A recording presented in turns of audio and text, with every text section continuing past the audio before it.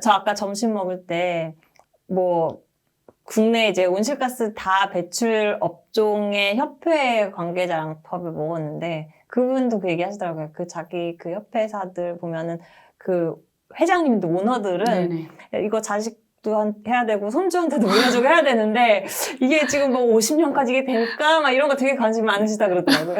너무 웃긴다. 네, 여러분 안녕하세요. 제로에너지바입니다. 지난 시간에 이어서 오늘도 ESG 이야기 이어갈 건데요. 지난번에 이제 미국 이야기 하면서 미국이 뭐 이래저래 해가지고 뭐 공화당 뭐 어쩌고저쩌고 해가지고 지금 그쪽이 막 역풍을 맞고 있는 것 같은 막 그런 이야기를 막 하면서 제가 이렇게 여쭤봤었죠. 만약에 ESG가 진짜 돈이 되면 사실 뭐 누가 말려도 할 건데 이게 결국 돈이 안 되니까 이런 이슈가 계속 나오는 거 아니냐라고 했을 때 이제 길게 말씀하셨지만 요점은 그거였어요. 아직 ESG 이제 태어난 지 얼마 되지도 않은 이 아이한테 우리가 막 너 재무성과가 얼마야? 라고 묻는 게 좀 너무 좀 이른감이 있다라고 이제 말씀을 하셨는데. 네, 프로세스하고 프로덕트. 네. 그러니까 뭐냐면은 ESG를 하는 투자 전략에 있어서 네. 투자 전략이 보통 한 5개. 저 같은 투자 전문가는 아닌데 괜히 설명하네요. 네. 대충 네. 제가 아는 개념으로 네. 전달자의 역할로 네. 설명을 해볼게요. 네. 자, 예, 투자가 네. 예를 들어서 그 배제 전략 같은 게 있어요. 배제 전략은 아주 딱 봐도 술, 담배, 무기 이런 거는 이제 빼. 네. 이게 지금 나빠. 그래서 배제 전략이 있는 거죠. 음.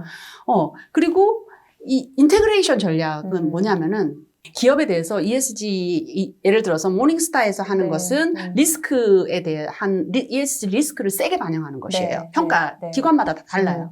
얘는 리스크를 세게 반영하는 것이고 MSCI 같은 경우는 환경 쪽을 좀 세게 본다고요. 그리고 DJSI라고 하는 평가 기관은 S 쪽을 좀 더 세게 봐요. 기업마다 평가하는 포트폴리오가 좀 다 달라요. 기업 ESG가 워낙 많다 보니까 내용이. 네. 그래서 이것들을 다 이제 취합해서 투자자들이 운용을 할 때 우리 기업은 이 부분을 예를 들어서 임팩트 투자의 경우는 우리는 리스크 상관없어. 기회, 환경에 대한 투자 세게 할 거야 라고 하면 자기들이 가중치를 더 가지고 이 부분에 대한 임팩트 포트폴리오 펀드를 만들 수 있겠죠. 그렇죠. 네, 예, 그거는. 근데 그게 아니라 예를 들어서 어떤 기업 같은 경우는 우리는 지금 생각할 때 기관 투자자의 경우는 우리는 30년 장기 투자를 해야 되기 때문에 앞으로의 리스크가 많아서 최대한 기후라든지 이런 부분에 대한 리스크 대응을 잘하는 기업이 좋을 것 같아 라고 생각해가지고 평가 점수 중에서도 이 부분에 대한 것을 훨씬 더 아까 모닝스타 서스테이너틸릭스라고 하는 그 기관에서 하는 평가 점수에 더 가중치를 둬가지고 이 부분에 대한 포트폴리오를 만들 수도 있는 거예요. 그렇기 때문에 사실은 ESG 이 투자라고 하지만 투자 전략이라든지 방법론 이런 것들은 너무나 많을 수 있는 거예요. 그리고 그거에서 현재 상태에서 ESG 점수하고 수익의 상관관계가 사실 저는 되게 웃긴 것 같아요. 아니 수익의 상관관계를 낼 수 있는 게 90% 이상 낼 수 있는 게 사실은 지금까지 전 인류상 밝혀진 게 재무 말고는 뭐가 있어요? 근데 등장한 지 얼마 되지도 않은 ESG한테 곧바로 90%의 상관관계를 ESG의 항목이 얼마나 많은데 바로 다 내라고 하는 건 너무나 이거는 오류 아니에요? ESG 중에서도 말하자면 제가 봤을 때 탄소는 분명히 상관관계가 아주 높을 거고 그 중에서 또 S의 항목 중에서 리텐션 레이트 너무 이직이 많아. 그죠? 그런 경우는 신입사원의 예를 들어서 그 HR 인력의 비용이 높아질 테니까 이런 거 같은 경우는 이 수익과의 상관관계 높을 것 같아. 예를 들면 이러한 것들을 투자자들은 알고 싶을 거 아니에요. 네. 말하자면 안전에 대한 것들도 사망사고도 예전에는 그것이 뭐 국내에서는 별로 중요하게 생각하지 않았고 협력업체 리스크도 별로 중요하게 생각하지 않았는데 이런 것들이 점점 사회가 변화하면서 중요하게 여겨지니까 이 부분에 대해서 돈을 써야 되고 처음에 매출이 아니지만 매출만 생각하면 플러스만 생각하는 거예요. 벌금 내고 그다음에 여러 가지 리스크에 처해지는 건 마이너스도 생각을 해줘. 플러스 아니면 마이너스를 두 개 합쳐줘야 기업이 이 기업이 지속 가능한 건데 지금까지는 플러스 재무만 봤다는 거 돈 버는 것만 봤지. 예를 들어서 돈 쓰는 건 안 본 그런 것도 있잖아요. 우리 가계부서 알다시피. 그래서 그래 그런 거 아닌가? 네, 네, 네. 그런 생각도 좀 들기도 하고요. 네, 그래서 만들어진 지 아직 20년도 안 된 ESG에게 수익과의 상관관계를 다 나오는 것도 어려울 뿐만 아니라 많은 학자들이 ESG하고 투자 수익의 알파, 많은 학자뿐만 아니라 많은 지금 투자 기관에서 왜 자기들의 투자 과정 안에서 그 ESG라는 요소를 다 반영을 하겠어요. 그게 지금 어떤 요소인가가 수익과 연관성이 높은 어떤 알파를 찾고 있는 거 아닐까? 좀 그런 생각이 들어요. 네. 알겠습니다.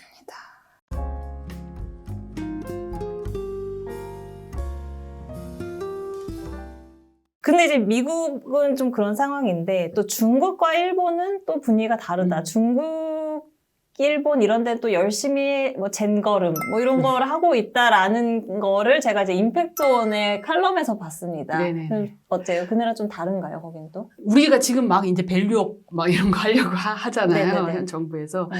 그러니까 일본의 경우는 우리보다 한 2, 3년 전, 네, 아주 일찌감치. 그러니까 우리는 국민연금인데 일본 공적연금 거기에서 일본 기업들의 이제 가치가 상당히 저평가돼 있고 글로벌리. 그래서 이 가치를 올리기 위해서 상당히 드라이브를 많이 걸었고 이 부분을 ESG라고 하는 키워드를 가지고 한 것으로 제가 알고 있어요. 그래서 뭐 지금 이렇게 막 일본의 주가가 올라간 게 그 때문인지 아닌지는 저는 알 수 없습니다만은 어쨌든 일본은 ESG에 대해서 상당히 적극적인 나라 중에 하나고요. 그래서 그 3월 중에 일본은 아예 ESG 공식 기준 초안을 발표를 해가지고 2025년 3월 내년 아예 최종안을 확정하겠다라고 발표를 했고 이제 ISSB 관련한 기준 도입에 아주 적극적입니다. 그래서 중국 같은 경우도 의외예요. 예, 중국은 원래 뭐 친환경 정책은 나라에서 막 드라이브를 걸긴 했는데 중국도 지난 2월 8일 예, ESG 공시 지침을 2026년부터 우리하고 달라요. 우리는 2026년 이후 여기는 2026년부터 도입을 하겠다라고 선언을 했어요. 그리고 되게 특이하게도 스콥 3 배출량 보고를 포함을 시켰어요. 네. ISSB라고 하는 게 이제 국제 회계 기준, IFRS라고 하는 회계 기준의 지속 가능성 기준을 만드는 기준 위원회인데요. 이것의 지부를 어디에 세울까 막 그 유치하려고 항중일이 막 엄청나게 예, 열심히 경쟁을 했어요. 예, 그랬는데 설마 예. 중국이 가져갔어요? 예, 가져갔죠. 중국이 이제 ISSB의 이사진도 한 명 포함되어 있고요. 아까 중국이 스콥 3가 들어갔다고 했잖아요. 이중 중대성을 포함을 시켰어요. 이 이중 중대성이라고 하는 개념은 지금 공시 기준이 전 세계적으로 통일이 되는 것 같지만 또 나뉘어져 있어요. 가장 아까 ESG 공시에 대해서 기준이 까다롭고 복잡한 게 EU 기준이에요. EU의 개념하고 이제 미국의 개념이 좀 다른 게 가장 크게 다른 것 중에 하나가 이제 세상을 바라보는 ESG라는 거를 바라보는 관점의 차이라고 할 수 있어요. 이중 중대성이라는 건 뭐냐면은 기후변화 때문에 기업에 미치는 영향이 있죠. 기업의 리스크가 있을 거 아니에요. 쉽게 설명할게요. 기후변화 때문에 기업이 이런 리스크가 있어. 예를 들면 뭐 철강회사 같은 경우는 물에 잠겼어. 예, 물에 잠기기도 하고 국경세가 높아져서 원가가 탄소 원가가 이렇게 반영해야 돼. 이 회사는 리스크가 높아. 이것만 공시하는 게 단일 중대성이에요. 그래서 국제회계 기준인 ISSB도 이 단일 중대성 원칙을 따르고 있죠. 예, 기업 기준에. 근데 이유는 뭐냐면 이중 중대성이라는 건 기후변화 때문에 기업이 이런 영향도 받지만 리스크도 받지만 기업의 이러한 기업이 뿜는 온실가스 배출량이라든지 이러한 환경 부하 때문에 사회와 환경이 받는 리스크 이것도 같이 공시하라고 하는 거죠. 예. 그래서 이 부분을 이중중대성의 관점에서 공시를 해야 되기 때문에 EU 공시는 좀 어려운데 중국이 이것을 받아들였다라고 하는 지점이고요. 그래요? 네네네. 왜 그런 거예요? 자기들이 이쪽 분야에서 뭔가 주도권을 가져가겠다라는 의지. 네, 중국은 그런 의지를 조금 가지고 있는 것 같습니다. 네. 그래서 기후변화 정상회담 할 때, 이제 컵 회의 할 때도 보면 그때 미국하고 중국하고 엄청 무역 갈등을 겪고 있었는데 네. 기후에 있어서만큼은 대화의 창을 열자라고 하면서 이러한 기후 대응이나 친환경이나 이 부분에 있어서 중국은 자신들이 좀 종주국이라고 전략적인 포지션을 취하려고 하는 것은 있는 것 같습니다. 네. 그렇죠, 그렇죠. 작년에도 전에 만났었고요. 그렇죠. 캐리랑 예. 저쪽이랑. 예. 그래서 뭐 아시아에 뭐 싱가포르 같은 경우는 이것도 최근에 발표된 건데 2025년부터 기후 공시를 단계적으로 의무화를 하는데 이제 기업들이 좀 부담이 될 거 아니에요. 그래서 공시를 하기 위한 기업 지원금까지 주면서 장려를 하고 있어요. 네. 말씀 들어보니까 우리가 제일 늦은 거 같은데요? 한중일 중에서도 일단 제일 늦은 거 확실하고. 네, 늦은 건 확실해요. 우리나라가 늦는 건 확실하고요. 왜냐하면 공시를 중국이 2026년 그리고 싱가포르이 2025년이잖아요. 보통 회계연도 온실가스 배출량 같은 거 지속가능 보고서들을 보면 3년치를 다 기록을 하잖아요. 예. 그렇기 때문에 그 전년 공시가 시작되는 시점보다 3년치 데이터를 다 끌어모아야 되잖아요. 그렇기 때문에 이 사람들이 싱가포르가 2025년부터 하겠다라고 하는 것은 2024, 2023, 2022년 정도부터 데이터를 이제 끌고 모으기 시작했다라고 하는 거죠. 이게 기업들이 되게 공시를 어려워하는 게 연결 기준으로 한다든지 해외 사업장을 어디까지 포함시켜야 되는 부분이라든지 이런 부분들이 이제 재무 공시만 해왔기 때문에 그 온실가스 배출량의 경우는 어디까지 이렇게 포함시켜야 되는 부분이 상당히 까다롭다고 하더라고요. 그래서 이런 부분들을 해외에서는 좀 빨리 준비를 했다라는 측면이 있고 한국이 좀 늦죠. 네. 그래서 한국은 보면 얼마 전에 이제 정부에서 발표를 했는데 올 상반기 한 3, 4월 중에 공시 초안을 발표를 하겠다. 이제 초안 발표한다고요? 네네네. 우리나라 수출하는 대기업들의 경우는 지금 이제 2024년부터 거의 본격적으로 이제 EU의 공시는 ESRS 기준에 의해서 하는 공시인데요. 그러니까 그 EU 기업이 아니고 EU 역외 기업도 해야 되는 거예요? 그러니까 순차적으로, 예, 순차적으로 영내 기업의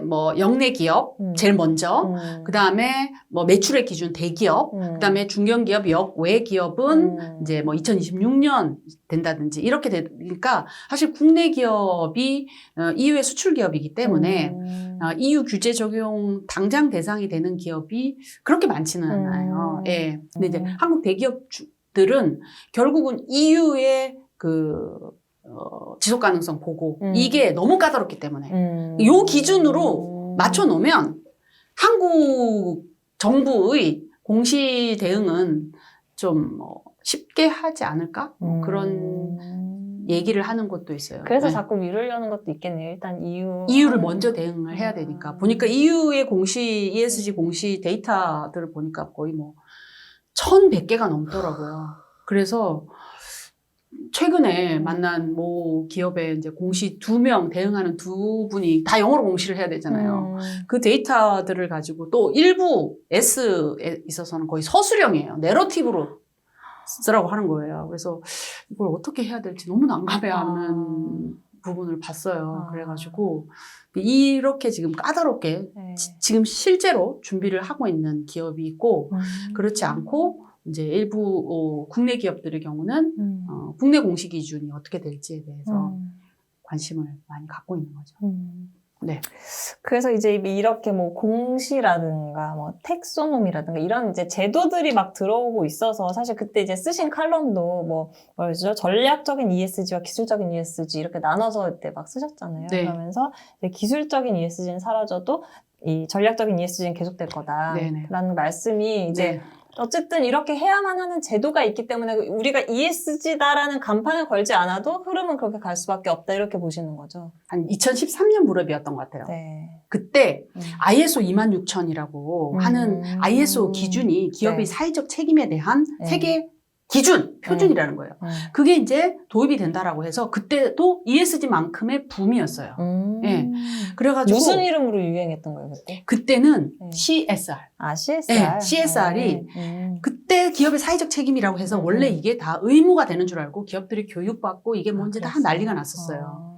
그랬는데 이게 의무가 아니라 네. 이제 자율이었죠. IS 네. 26000 중에서 일부는 이제 인증받아야 되는 게 있는데 그게 자율로 되면서 좀 느슨해지면서 한국에서는 이름은 CSR인데 내용은 사회공헌으로 네. 정착이 쭉 되더라고요. 네. 그래서 저는 좀 개인적으로는 좀 아쉽고 근데 이제 이 CSR이라고 하더니 그 다음에 다시 CSV가 유행을 하는 거예요. 예, CSR만 하다 보니까 기업이 이상하거든요. 아니 우리가 매출을 일으켜야 되고 일자리를 창출해야 되고 우리는 비즈니스를 해야 되는 조직인데 마치 우리가 사회복지기관, 네, 사회복지기관이 하는 일을 우리가 하는 게 맞아? 네. 사회를 위해서 하는 일은 사회복지단체에서 잘하면 되지 기업이 잘할 필요는 없지 않을까? 이런 반성이 일어나면서 CSV가 CEO들이 열광을 하기 시작했어요. 뭐냐면 기업의 비즈니스 전략에 맞추고 또 사회에서 이런 요구가 있다니까 사회에서 이러한 어려움이 있으니까 사회적인 문제를 해결을 하는데 비즈니스 방식으로 이 두 가지를 합치면 어떨까라고 하면서 이 CSV가 엄청나게 유행을 하는 거예요. 그러더니 이제 다시 ESG 2020년 또 ESG가 완전히 유행을 하는 거죠. 이걸 잘 들여다보면 개념을 딱 들여다보면 CSR은 기업이 지속 가능해지려면 이러저러한 리스크가 있으니까 이걸 리스크를 대응해야 된다는 거거든요. CSV는 뭐냐면 그럼에도 불구하고 기업이 이 산업 전환 시대에 지속 가능한 비즈니스를 만들기 위해서는 결국은 사회 문제에 대한 니즈를 잘 파악을 해야 된다는 기회의 관점인 거잖아요. 이 리스크의 관점, 리스크 대응, 그리고 기회 발굴 이 두 가지 개념이 ESG 안에 다 들어가 있어요. 그래서 이게 또 왜 공시로 의무화 되느냐? 아까 제가 말씀드렸듯이 처음에는 다 자율, 연성 규범이었잖아요. 근데 이게 잘 안 지켜지거든요. 문제는 점점 더 기후 대응은 점점 더 더뎌지고 문제는 더 심각해지고 사회적인 불평등은 점점 더 심각해지고 그래서 이러한 것들에 대해서 의무, 경성 규범 이렇게 규제가 점점 강화하게 되는 흐름인 거거든요.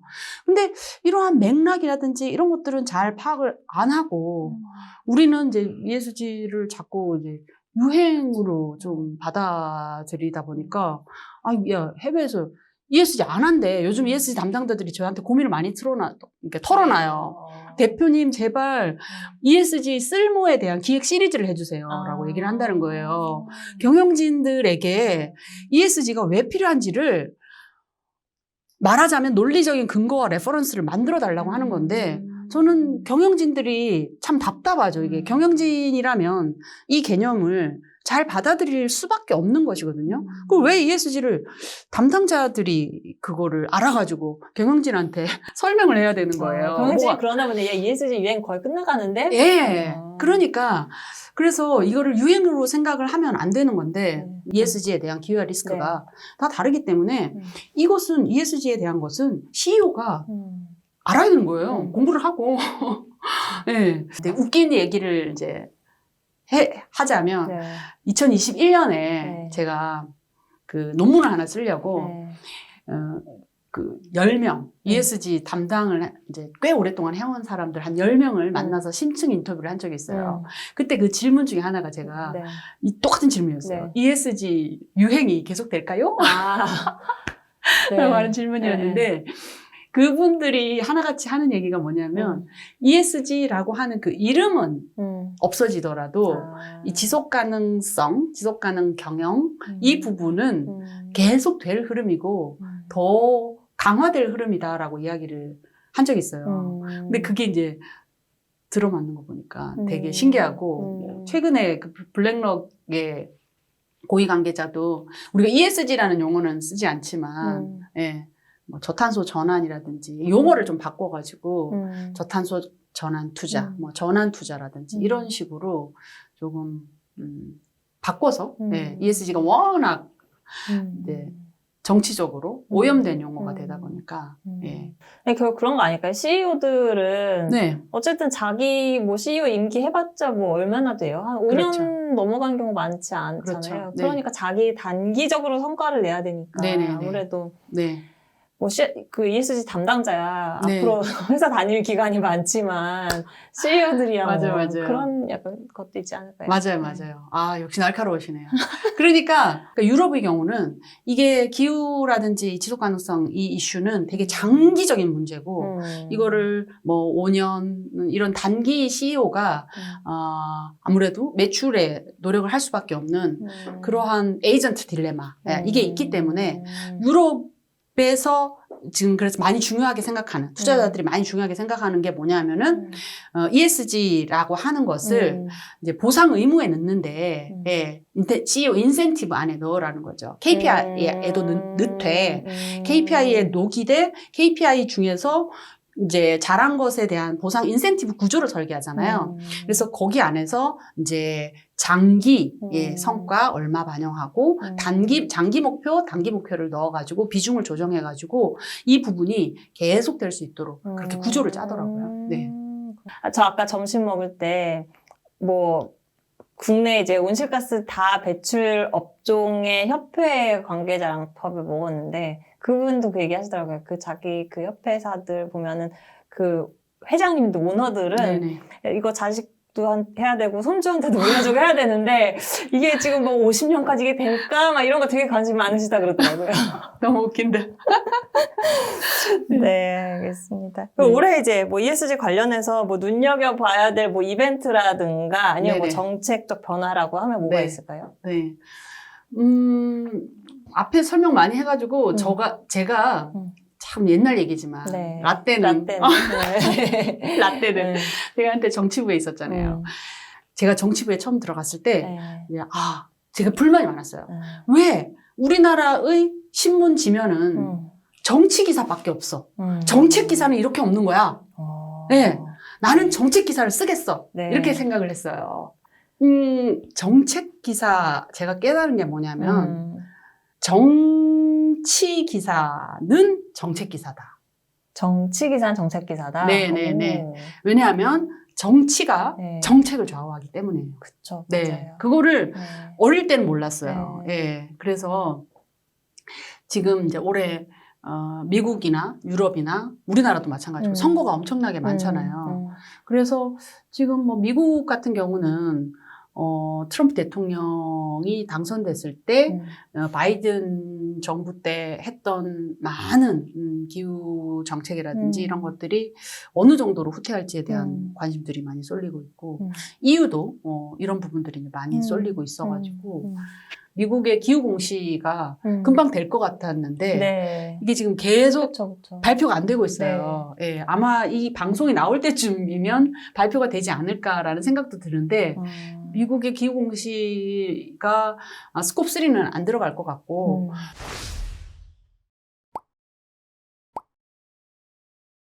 근데 가장 충격적으로 그 최근 기사 봤을 때는 의무를 하지 않고 아예 자유를 하겠다.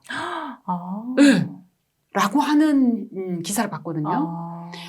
그래서 그렇게까지 정권 눈치 엄청 보나 보네요. 네, 그렇게까지 후퇴할까라고 하는 생각은 들지만 미국의 캘리포니아 같은 경우는 이미 2035년에 내연기관차 판매 금지를 포함해서 이 이제 기후 공시에 대한 의무화를 오히려 연방 정부보다 더 먼저 했거든요. 소송 걸렸잖아요. 예. 그러니까 SEC도 백발백중으로 소송에 걸릴 걸 알기 때문에 자기들이 네. 그래서 이 부분에 대해서 이제 계속 고려를 하고 있는 것이어서 정치적인 여러 가지 흐름들을 올해 조금 봐야 할 것 같고 나머지 ESG 뭐 영역이라든지 이런 거에 있어서는 뭐 탄소뿐만 아니라 뭐 생물 다양성에 대한 부분도 많이 이제 중요하고 이 환경 필러만 해도 사실은 이게 뭐 탄소만 있는 게 아니라 에너지 사용량도 있고 용수 사용량, 맞아요. 폐기물도 네. 있고 그래서 뭐 생성형 AI가 지금 계속 얘기가 되고 있지만 지금 10년 안에 이 물에 네. 대한 부분, 데이터 센터 급증하면서 이 물에 대한 이슈가 상당히 큰 문제가 될 텐데 이거는 결국은 기후에 대한 기술 개발이 이루어지지 않으면 안 되는 문제이기 때문에 그런 고민들이 좀 기업 안에서 좀 이루어질 수 있는 게 필요하다. 시간은 걸리지만 뭐 잘 되지 않을까요? 네. 네. 갑자기. 논리적인 비약이 너무 심하네. 오늘 바쁜 시간 내주셔서 나와주셔서 감사드립니다. 네, 오늘 저도 너무 즐거웠고 네. 뭐 아무 말 대잔치 아니에요. 네, 임팩트온도 이제 다시 저거 재기하신다면서요, 유튜브. 네네네. 임팩트온 유튜브는 그야말로 아무 말 대잔치를 하기로 했어요. 저희가 시나리오 네. 어쨌든 넥스트 우리 윤지로 대표님 하면 큰일 나죠. 해도 돼요. 넥스트 우리 윤지로 수석님의 제로 에너지 바 네. 구독 좋아요 눌러주세요. 아셨죠? 네, 가끔 시간 나면 이제 다음부터 임팩트온도 한번 새로 시작 한번 봐주시고요. 감사합니다. 네, 고맙습니다. 네.